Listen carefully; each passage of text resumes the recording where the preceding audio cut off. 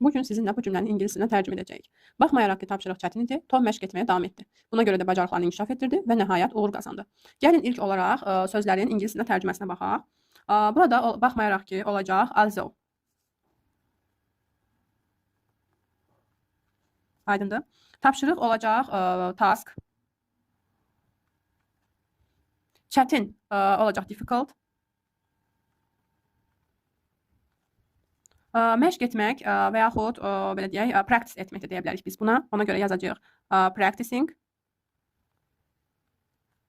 Davam etməyi biz continue olaraq qeyd edə bilərik. Buna görə də ifadəsi olacaq that's why. Bacarıqlar, bilik və bacarıqlar. Biz buna skills deyəcəyik. İnkişaf etdirmək, improving, developing və yaxud improved, developed. Gəlin burada improved yazaq. Nəhayət, eventually də ola bilər, finally də ola bilər. Uğur qazanmaq ifadəsi isə olacaq succeed. İndi isə gəlin cümləni ingilis dilinə tərcümə edək tam şəkildə. Although deyə baxmayaraq ki, tapşırıq çətin idi. Gəlin ilk olaraq bu cümləni quraq. Although nə idi? Tapşırıq çətin idi. Baxın, keçmiş zamandadır. Although-dan sonra qoyuruq nöqtədamızı, tapşırıq, yəni Z-task. Niyə Z qoyduq? Çünki Z müəyyənlik artiklıdır və burada müəyyən bir tapşırıqdan söhbət gedir. Yəni hər hansı bir tapşırıq çətin deyil idi. Sırf onun nəzərdə tutduğu tapşırıq çətin idi. Məhz bu səbəbdən biz burada taskın əvvəlinə Z müəyyən artiklını qeyd edirik.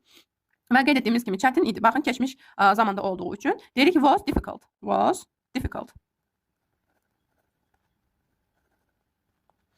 Və növbəti cümləmizdə də Tom məşq etməyə davam etdi. Nöqtədamızı qeyd edirik. Tom.